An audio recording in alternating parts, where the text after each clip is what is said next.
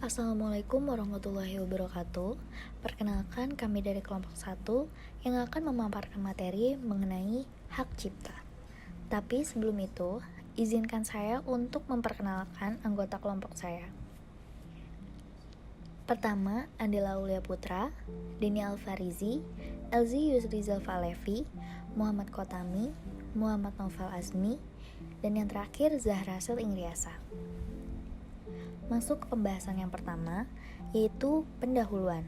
Pada umumnya, hak cipta merupakan bagian dari kekayaan intelektual. Konsep hak kekayaan intelektual meliputi hak milik hasil pemikiran atau intelektual, melekat pada pemiliknya, bersifat tetap dan eksklusif. Hak yang diperoleh pihak lain atas izin dari pemilik bersifat sementara. Nah, setelah selesai di bagian pendahuluan, kita ada bagian hak cipta. Hak cipta adalah hak alam dan menurut prinsip ini bersifat absolut dan dilindungi haknya selama si pencipta masih hidup dan beberapa tahun setelahnya. Kemudian, hak cipta sebagai sebuah konsep hukum yang melindungi karya-karya dalam bidang seni, sastra, dan ilmu pengetahuan dan memberikan hak eksklusif setelah mengalami suatu permasalahan yang kompleks.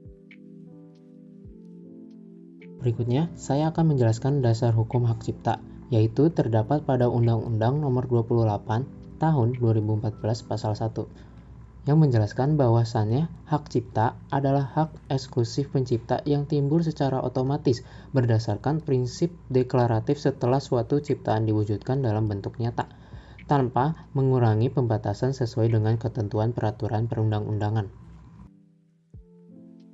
Selanjutnya, saya akan menjelaskan batasan terhadap hak atas kekayaan intelektual mengenai jenis ciptaan apa saja yang dilindungi oleh Undang-Undang Hak Cipta. Pada undang-undang menyebutkan bahwa ciptaan yang dilindungi adalah ciptaan dalam bidang ilmu, sastra, dan seni yang meliputi pertama, yaitu buku, program komputer, pamflet, susunan perwajahan atau layout, karya tulis yang diterbitkan, dan semua hasil karya tulis lainnya. Yang kedua, ceramah, kuliah, pidato, dan ciptaan lain yang sejenis dengan itu. Yang ketiga, alat peraga yang dibuat untuk kepentingan pendidikan dan ilmu pengetahuan. Yang keempat, lagu atau musik. Yang kelima, bangunan arsitektur maupun blueprint arsitektur. Yang keenam, karya seni fotografi. Yang ketujuh, drama atau drama musikal, tari, koreografi, pewayangan, dan pantomim. Yang kedelapan, seni rupa dalam segala bentuk seperti seni lukis, gambar, seni ukir, seni kaligrafi, seni pahat, seni patung, kolase, dan seni terapan. Kesembilan, peta. Kesepuluh, seni batik. Kesebelas, sinematografi. Dan terakhir, ke-12, terjemahan, tafsir, saduran, bunga, rampai database, dan karya lain dari hasil pengalih wujudan.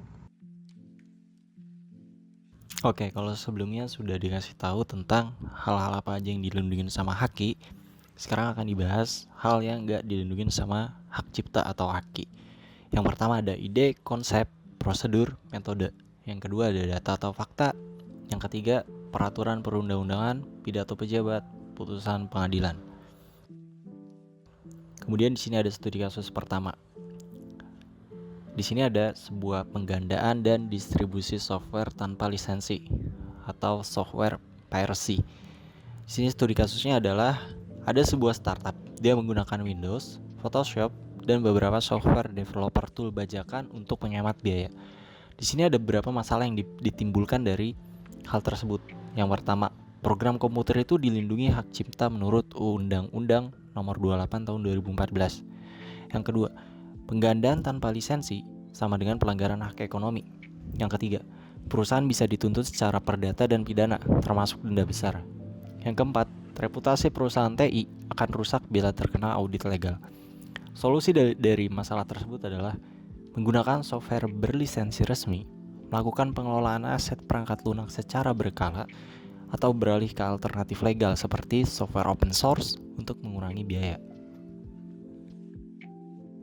Pada slide ini, saya akan menjelaskan studi kasus mengenai penggunaan API dan data tanpa izin, atau yang sering disebut sebagai scraping ilegal. Dalam studi kasusnya, terdapat sebuah aplikasi baru yang mengambil data dari suatu platform, seperti data harga atau profil pengguna, dengan menggunakan metode scraping tanpa melalui API resmi. Permasalahan yang muncul dari tindakan tersebut antara lain, pertama, Data dan database merupakan objek yang termasuk dalam perlindungan hak cipta dan hak terkait. Kedua, scraping tanpa izin merupakan pelanggaran terhadap syarat dan ketentuan atau terms of service dari platform terkait. Ketiga, ada risiko tuntutan hukum dari pemilik platform, terutama apabila data tersebut digunakan untuk keperluan komersial. Untuk solusinya, aplikasi harus menggunakan API resmi yang telah disediakan oleh platform, mematuhi seluruh ketentuan penggunaan data, serta membuat perjanjian legal apabila aplikasi membutuhkan integrasi data dalam jumlah besar. Dengan cara ini, penggunaan data menjadi lebih aman dan sesuai dengan aturan. Untuk studi kasus yang ketiga, penyalinan kode program tanpa izin atau kode plagiarism.